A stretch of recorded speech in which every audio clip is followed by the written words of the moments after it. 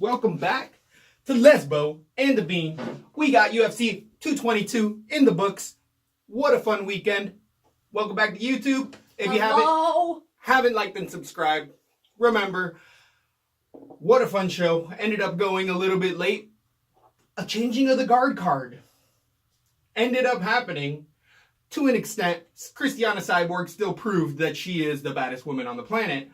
But Did she though? Yeah, but that's the whole thing with her, is that she's not finding people in her weight class and the competition level isn't there. But is it her fault? We'll have to get there. So, from the bottom to the top, we had Milstead versus Jordan Johnson. Jordan Johnson winning via decision. Just saying, if you've been following LaTB at all, you realize that Lesbo went 8 out of 12 last night. The Bean himself, 9 out of 12. That's cashing some money. We had 12. We had some real good underdogs picked as well. No Leslie Smith pick, but there was enough way to make money on the night. There could have been a Leslie Smith pick. Could have. Ended up switching later on the card. T-City, baby. So, Jordan Johnson, Milstead actually looked real quick, way better. He moved down to 205, looked fast, could take an okay punch. His gas tank wasn't really there at all. Jordan Johnson used that wrestling pressure and wrestling to really get through it, and jiu-jitsu. I'm going to take a step back on Johnson, on his hype train a little bit, and I'm going to actually give Milstead a bit more. I think he can beat other people other than Johnson in this division now at 205. He looked really good for those first few minutes, but got to keep working on that gas tank. Excited to see both fighters as they go on. I missed this fight. I didn't get to see it. I don't even want to try to blow sunshine. So then we had Cody Stamann defeating Brian Caraway via decision. 100% right on this for the Bean. Caraway's just lost a step, unfortunately. He just... I am so biased when it comes to Caraway. I just can't even see him doing anything wrong. It's really a personal, but I was like, kick, punch, yep, kick, punch. I was trying something, combo, now throw it. Go for the take, not the same takedown. Not the same takedown again. Not the same takedown again. He already stuffed that one. He knows that one. And then it was like 9 of those over and over again. Like they were doing a drill almost. Like, almost. I go in, you push me down. I get up. Credit to Stamann's takedown defense. Was saying that earlier in the week that he actually had some pretty good fundamental wrestling, because those were really good entries, and Caraway was getting in deep. Stamann was using his biceps and forearms to really frame off and keep his hips away. When they did get to the ground a few times, Stamann backed right up. Good fight IQ. Honestly, I don't want to be racist, sure, but when you were watching the fight, at any point did you think, who's who? No, not at all. Stamann's so much more muscular than Caraway. Caraway looked like a 40-year-old dad who smokes, and Stamann looked like he was a little bricked up. But Stamann I thought they looked like the same, like they had the same facial hair and the same hair. Like I didn't think so at all. Color. Huh. I don't know, maybe I was watching it on a little... It might have been that, on that Fight Pass. So, I'm going to still Caraway can beat a lot of people. I think that people are going to really start fading Caraway, and he came on heavy in that third round, and if it wasn't for the gas tank and a fight IQ of Stamann, Caraway could have gotten away with that. Split decision city all fucking night long. We did have Adelaide Bird making her first appearance in the octagon. If you don't know about Adelaide, she drives in with a Porsche. Joe Rogan, DC were commentating it as well, like, hey, she might like a fighter who tends to be a little bit better looking, because that's kind of the criteria. She's been known for some of the worst calls in officiating history with Canelo and Triple G. Look back at that, but we had more split decisions in this night that I can remember in a very long time. And there was a few boos because it would be 29-28 to the opposing fighter, and the whole crowd is like, wow, that was a 30-27 fight. Easy. I am not stoked on the Vegas judging at all. It used to be one of my favorite places for the fights to be at. It's not anymore. Florida gets a harsh rap. I thought the judges did okay here. I'd agree with that. Yeah. It was definitely... Well, can we have our own judges? Can we have our own scoring system? 10 points makes 0 sense in some... How can you have the exact same 10 points is anything I can do with these. Okay, fair. Sure. Let's at least have a 50-point system. So anything I can do with these, anything I can do with Mhm. takedowns, anything we do with transit, like there's so many other aspects to this game, and I don't need a boxing judge judging it. It makes zero sense. I totally agree, and what people have been bringing up as of late as well is the fact that there is no such thing as a unified rules. If it's unified, then New York wouldn't be on the new rules or the old rules, or That's a good point. like there is no unification. They call it that because it's the worldwide belt, but you know, we really got to make these bigger changes and unify it, whatever. Leslie Smith herself is trying to unify the fighters together, and she was actually putting out a bunch of good stuff via the Twitterverse. She was actually telling T-City himself, like, hey, you want to do something for the good for the kids? How about you post this organization of unionizing the fighters, and that's going to help more people than you even know. And that's the truth. True. Did he repost it? He didn't repost it. She retweeted it to him, and I don't know if he's commented it, but I saw it at some point. I saw the Christopher Walken thing. Yeah, that was and good. I never thought Christopher Walken was handsome. But I Agreed. think T-City is handsome. So, We'll get there, I guess. agreed. We had Mike Pyle at 170 pounds versus Otto. So wait, Stamen, where does Stamen go from Oh, here? Stamen, I'm gonna bet him against a lot of people. I think he's definitely in that top 10 range, top 12 range. Caraway, I'm gonna be putting against a lot of other guys. People are gonna start to fade Caraway, I and that's agree. exactly where I make my money on I Caraway. agree. Exactly. I agree. Stamen's better than people think. Caraway's better than people think. Caraway still on DraftKings got like over 40 points on a loss. On a loss. That's a perfect, and he was cheap enough to like, okay. So if somebody doesn't have that good of takedown defense as Stamen, they're getting put to the ground that entire fight because that was 15, 20 shots. Again, as we were saying before with Caraway, money to be made there. Money to be made. On to Pyle versus Otto. This was a retirement fight for Pyle. You could see why. He was doing all right, but as we were saying before on the podcast, as soon as Pyle gets hurt with anything or hit with anything, he just stiffens up and he looks like he's a zombie. Stiff legs, wobbles to the ground. Unfortunately, that's the way he finished it. You could see he was really upset by it, but that chin is gone.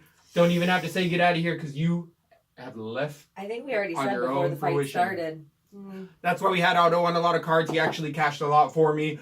It was the chin. 100% the There's chin. going to be money to made on betting against Jack Otto. Otto. I agree. Zach Otto. Zach Otto. I 100% agree. People are going to think he's a stand banger. Crusher because he hasn't had a finish in X amount of years, and then he got his first finish in the UFC against a fighter that probably should have stepped away 2 fights ago.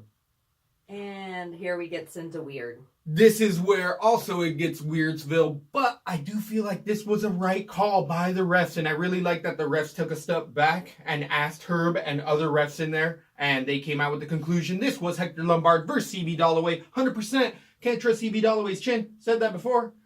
100% Hector Lombard's a cheating asshole. We've seen him do multiple things in fights to do whatever he can to win.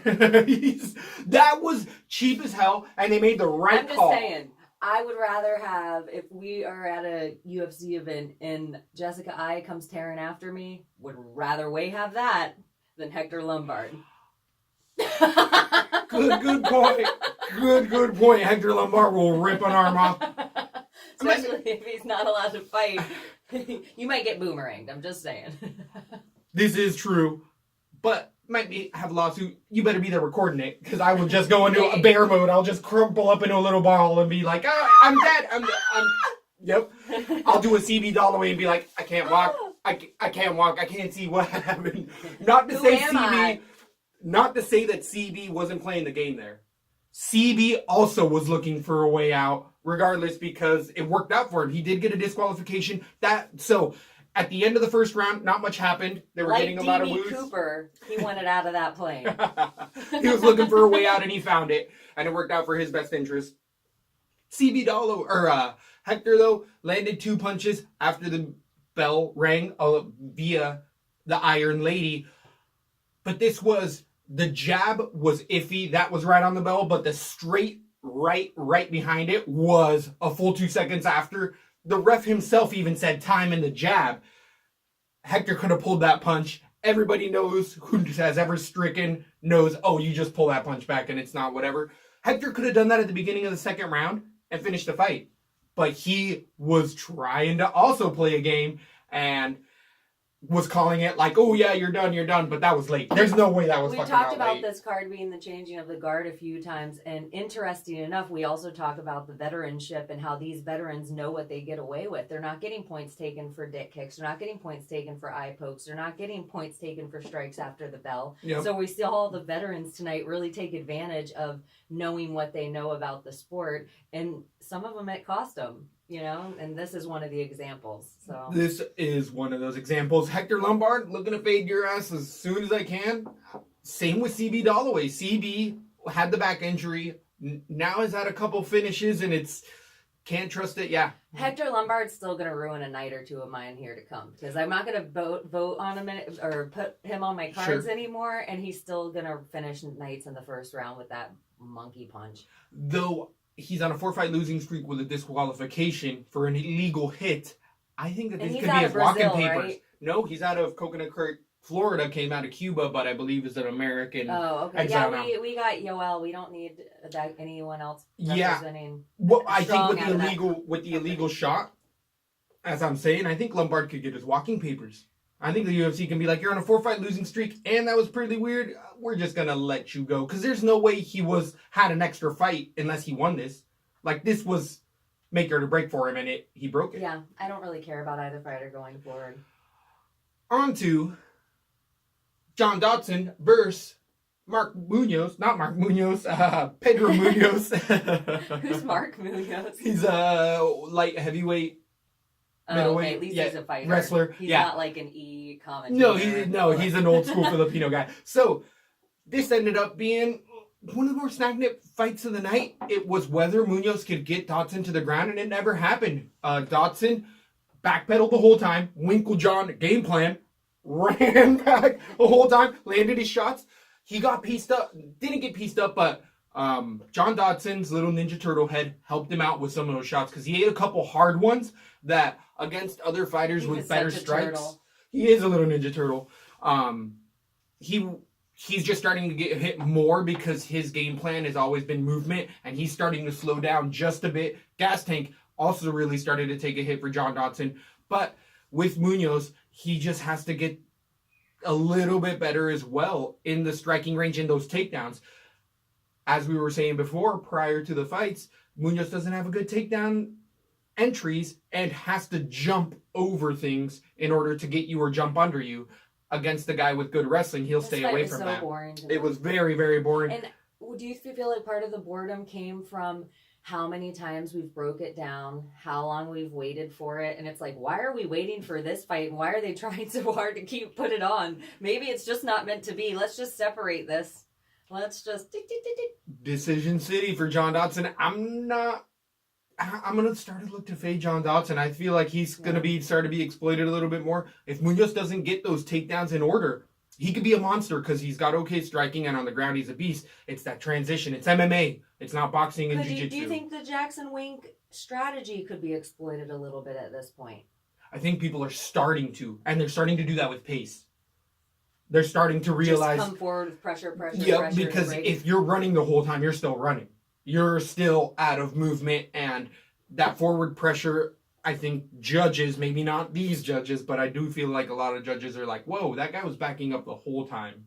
We need to start a hashtag. That's part of the thing that Leslie Smith or the organization really needs to take. It's not safe for the fighters to have shitty refs in the ring and shitty judges on the outside. It really has to change.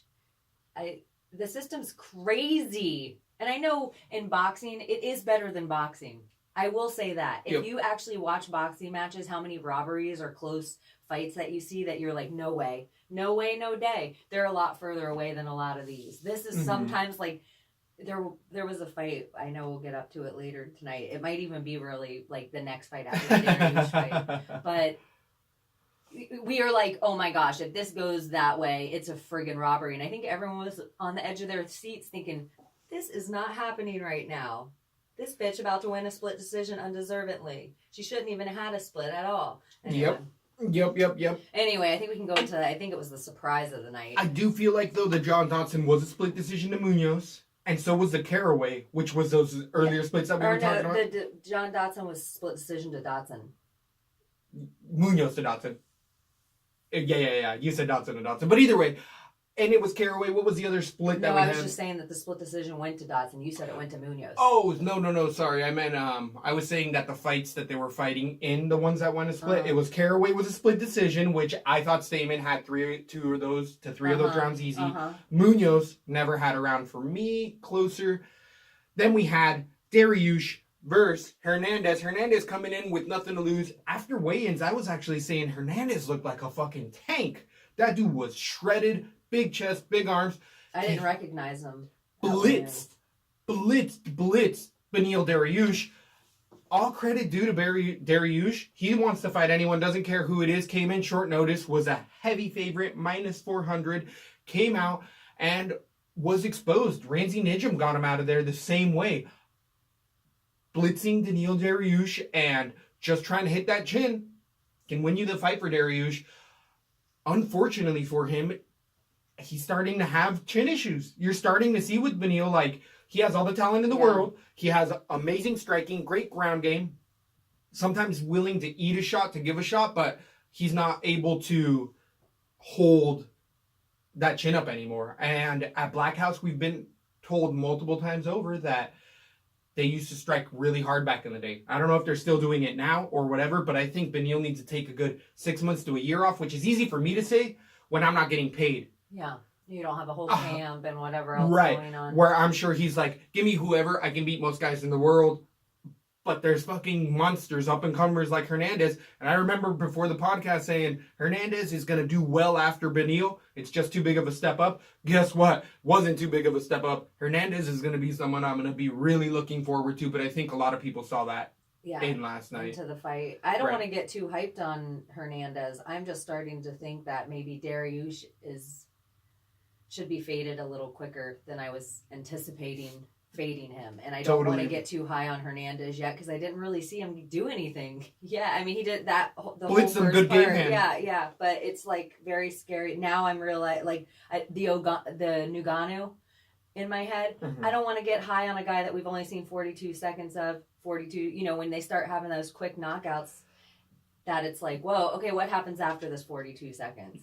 Good point. So with Beneil, he doesn't have that chin that could take the onslaught for most of the fighters in the UFC now is 42 seconds. So I'm just going to be weary going forward more about Hernandez, and I kind of know what to expect out of Dariush. I feel like I seen him. I seen you. I feel like I get it. We'll see. We'll see. Fun fights away for either fighter. I don't think Beneil has to get out yet. I don't think so. But that's where I'm saying he might need like a year off. Like, let that chin fully heal. He's been in a lot of fights as of late. Cat. Can't we have him ringside? Can't we have him judging? Can't we have him reffing? That's what I think we should give to these judges. Can't we have Dan Henderson in there being the ref? I think he'd do a good job. That's what I want to see my retired fighters do. Frank Trigg, who was a fighter, who then does stunt work, and Herb Dean was a fighter, right? Even though he's he never fought. He's not a good example. Herb Dean never fought. No, never fought. Does some ground stuff though, maybe some competitions. I feel like in jiu-jitsu and stuff like that. But there's people saying, but there's people saying as well, like not all fighters make good refs, and I could see that as well. I know guys that were awesome at wrestling who didn't give two shits. They're like, my coach, give me the game plan. I do the game plan. I go home.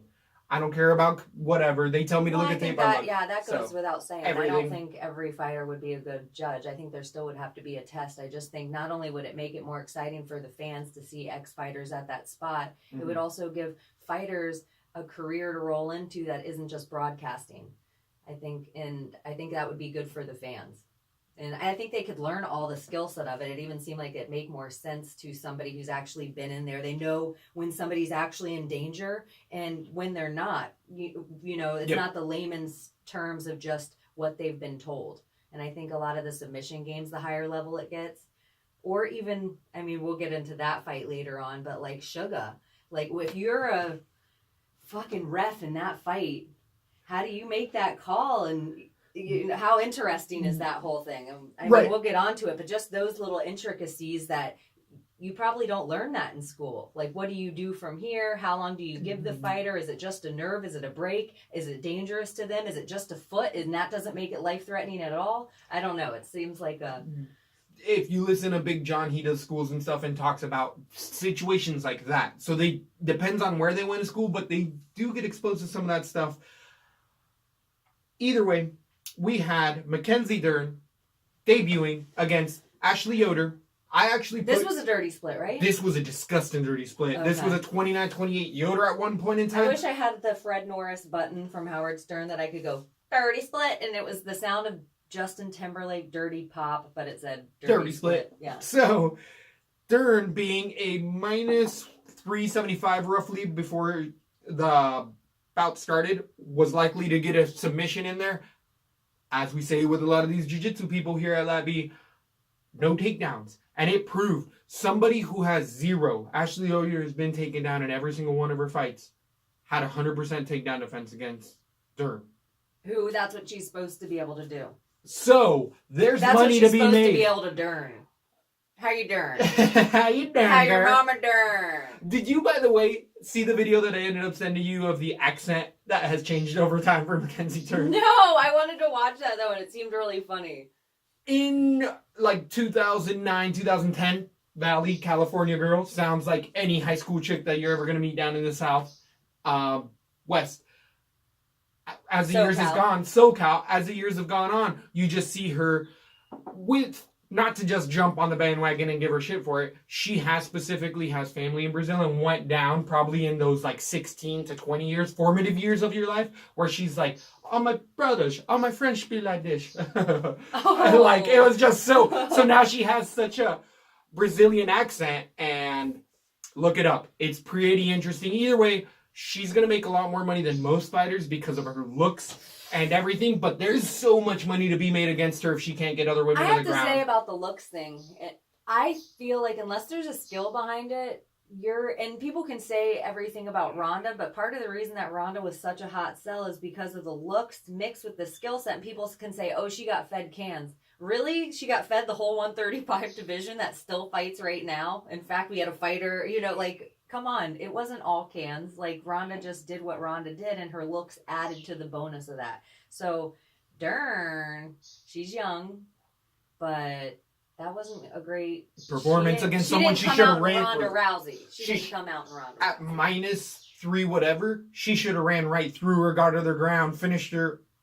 Yoder was doing well on the defense as well. Sorry. I think that Yoder, there can be some other weird split decision. She's not going to be neither of these women are going to be a champ anytime soon. Don't jump on that hype train is kind of just what we're getting at.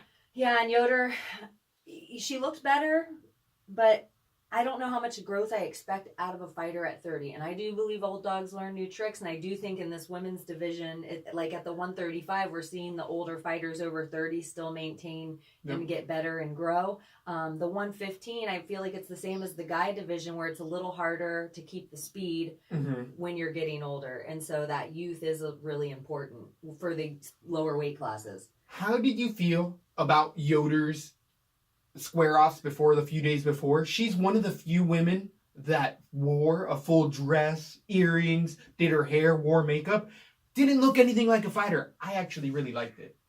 I really liked Yoder's hold on the way up, and when she got in there, she got down. She didn't back down at all. I just like when they're their type of girl. Like Holly, she looks super femme, but she looks femme fatale when she's in yoga pants all day, every day. She looks like she could get on a crotch rocket motorcycle. That's what she has her long boots on and her pointed blue jacket with her high ponytail. She looks like a droid from the future. Like, they all have their looks. Sometimes, like one of our favorite fighters, Shevchenko, sometimes she looks friggin' beautiful. Agreed. And then other times I'm like, could she just put that hair up in a bun? She don't have to have that nest all the way out. Just put that in a bun today, girl. Or put some frizzies in that. What's that mane, that horse shampoo that all the girls use, tail and mane or something?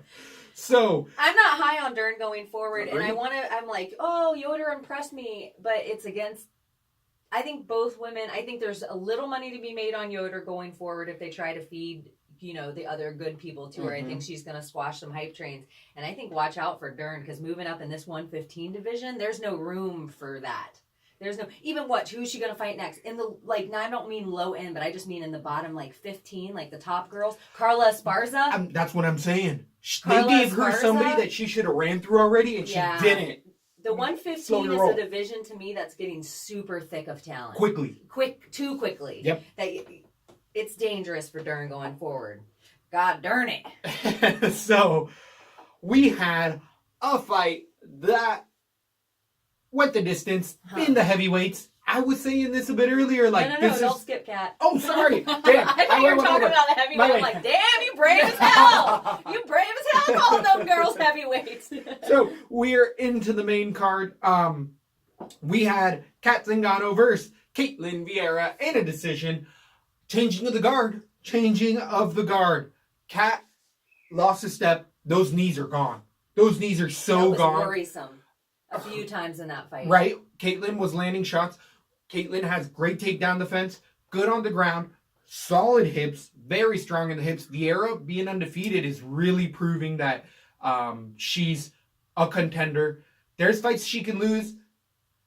Even though Vieira looked good, I do think that Kat wasn't her full potential. So people that are really hyping this one out of the water, Kat was on one knee pretty much that entire fight.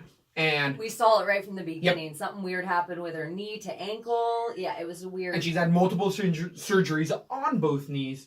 So I could see Kat even stepping away from the sport. But something else we said, regardless of what you want to say about Kat Zingano, is she, almost like Frankie Edgar, you're not going to finish Kat. You're going to have to kill her to get her out of there. Off. Yeah.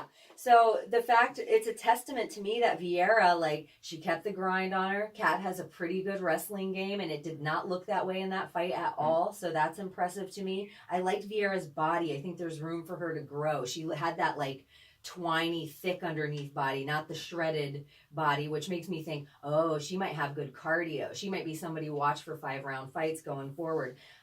I still like Kat. I think there's money to be made on Kat. The thing that I think that the UFC should do with Kat, take her name, move it to Invicta. You own that organization. And I think Kat could still be a champ in Invicta. Yeah. Invicta. But that's where I'm saying, out of the UFC. The UFC owns it. And I think let Kat ride out her fame. If she still wants to fight, let her do it. Yeah. And I think she's grinder enough with a skill set enough to really make an impact over there still. And show kind of the women, this what you gonna hit going over there. Are you sure you want this? So I still like Kat going forward. I know that's crazy, but I just think she has some grind that Misha lost. Granted, Kat didn't get punched in the face by Amanda Nunes. There's right. But I know that's crazy, even her age and the way her knees looked, but I just think there's a skill set in the sport. There's a grind that Kat gives that she showed me she still had. I thought she was going to get finished a few times in that fight. It was close. With Vieira, just what I'm going to really like in the future for her was she was using that whizzer incredibly well. Oh, she was using it to so defense. Dead on that. The whizzer she was using defensively, and then she was using it offensively to get to full mount immediately. But she was able to do that in the later rounds, which is going to be tough for anybody. Her striking, her left hook, which anybody with a left hook, regardless, is always a dangerous fighter, and she has stiff punches in there. Some people to look out for. That was a fun one, even though it went to decision. It was really, all right. It was a wrestling fun, even though there was a lot of punches thrown, and it was a fun one. On to the heavyweights, though. Now we get to the big boys. We had Stefan Struve losing a decision. I just have to say one other. I really had nostalgic moments during the fight. I never thought I'd see Kat Zingano fight again. It was it might have been the last time. Even walking into the ring, I even think sitting on the stool, she knew it was the last time. I agree. She knew her knee was fucked. And she's too old to go through the surgery, and even but her name's big enough in this sport. Yeah, she can do other stuff. I think she has a lot of respect here, and I think she needs to be really smart, maybe even sit down with some of the ex-fighters who are doing it right and just get a little advice, whether that be a Dom Cruz or whether that be a Brennan Schaub or whether that be, I think Kat has she has a market here, and I even think her name, the whole thing. So moving on to the heavyweights. With these big boys, ended up saying a little bit here at LaTB that the heavyweights, it either finishes real quick or, as of late-ish, a lot of these heavyweight bouts go to decision. Andrei Arlovsky has a Winklejohn plan, even though he's been over at ATT for a while, but he stayed away, used his right to almost finish Struve a few times. Struve, I don't feel like ever really put Andrei Arlovski in too much trouble on the ground. There was a few worries, not on the ground. No, well, Arlovski kept backing out because he didn't even want to fuck with him on the ground, which is a great game plan by Arlovski. Ended up calling this for the underdog in Arlovski, cashed out plus 450 on Bovada. Nice. For the decision in the heavyweight division just because of that game plan of, like, he doesn't want to swing in there anymore. A guy that's younger, more athletic, and moves faster than Stefan Struve, maybe not younger because he's still pretty young, but gonna be fading Stefan Struve like I've been wanting to for the last little while. Andrei Arlovski against a up-and-coming more of a prospect, someone to look out for, but he's really adjusted his game plan. I'm tentative on both of these fighters going forward. Arlovski, though, made a lot of money for me on DraftKings. He really came through on shit ton of my parlays. He really came through. You were dead on this call. This was something that it definitely would have changed my night for the better. I did not have Andre anywhere, but I still had an okay night. Stefan Struve, I'm not going to fade him only because he's the guy in the division for these heavyweights that they've never fought a tall guy taller than them. Mm-hmm. They've never fought a bigger guy bigger than them. I still think he's a gatekeeper. He looked dangerous to me. It was like he never pulled the trigger, or was that a testament to really how good Andre's looking right now? I feel like the commentators were saying this, and I don't mean to toot my own horn too much, but they were saying as well, Stefan Struve is super tall, but he doesn't use his length. He kicks. He should kick more to keep Andre on the outside. And he was doing that, and he was keeping him on the outside. But then as he got tired, all those kicks went away, and then the way he's punching inside the box when you got long arms. He needs to use elbows on the inside like we saw later on in the night, or keep him at the end, but he doesn't do that. Yeah, so. He just doesn't have a really great game plan. Andrei Arlovski actually impressed me, and he did take a few shots in that fight that normally would have knocked out the Andre. So did Struve, though. Struve had a couple piston right hands at Andre. I'm interested still in both guys going forward, and I can't believe it. I can't believe it. I enjoyed that fight way more than I thought I was going to. Especially for it to go to decision. I can't believe how much either fighter was close to being knocked out a few times over. On to another dynamic showing. This one went to decision. I had Andre Silkhamthath, Asian sensation, over Sean O'Malley, but on air. But once we watched the weigh-ins, I was texting Lesbo telling her, like, hey, I don't like that face-off. O'Malley called it himself 100% when the Asian sensation slapped away O'Malley's hands. We have rules here. Whoever touches the other fighter first is going to lose. They already let that adrenaline spike, so the other guy controlled that moment.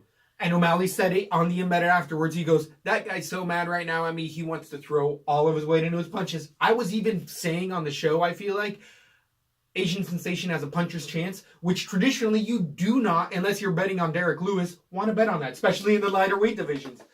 Puncher's chance is just one out where O'Malley had multiple outs, and he showed that.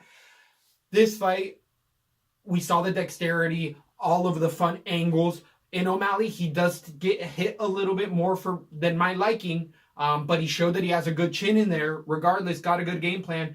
And as we were saying before, we saw the grit and heart tested for O'Malley that not a lot of people get to see. I think that this was such a gut check time for him that I'm going to be putting so much more money on O'Malley. He broke his foot, or he believes he broke his foot. He did something to the lower extremity. In the last 3 minutes of the third round? Yes. So, yes, yeah. Right around there. Last round. O'Malley was winning that fight regardless. He just kept Silkhamthath at the end of the punches. In the beginning of the rounds, Silkhamthath would blitz him and show that he had those brightness that maybe he could catch him, but O'Malley stayed away just enough. He then threw a question mark kick, was picking apart O'Malley's Silkhamthath's legs. Remember, there was a couple leg kicks in there where Silkhamthath was on his knee like, oh shit. Oh my gosh. Oh shit. There was a leg kick that looked like it kicked his ankle so hard it knocked his ankle and knee into his other knee, and that hurt him. Yeah. He was barely hanging on as well. So against the Asian sensation, leg kicks are going to be a big plan against him. So then O'Malley throws in the third round a question mark kick. I felt like it bounced off of the forearm and back of the head of the Asian Sensation, and it broke the top of his foot.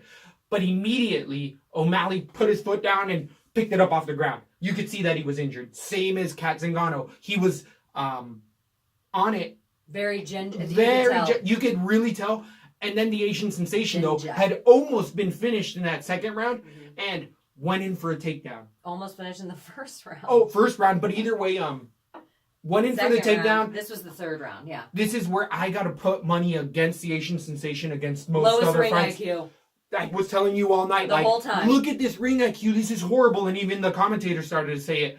Stand up, because a ref will call that fight off if you can't stand. All he has to, also Hamdat has to do right now is stand up and back 3 feet back, and he wins this fight. He wins this fight because the ref will say, "Let me get the dock in here." Gets the dock, and he'll say, "Can you stand on it?" Nope. And TKO. You win. There's a John Jones toe situation. Chael Sonnen could have been the champ because of that toe. But so Hamdat, for whatever reason, maybe his bell was wrong. Either way, what it shows me is that I can't put any fucking trust in Hamdat even more, because he could have won that fight multiple times over, and instead shot. Even on the ground, O'Malley put his foot up in the air backwards along the cage just so it wouldn't touch on the ground.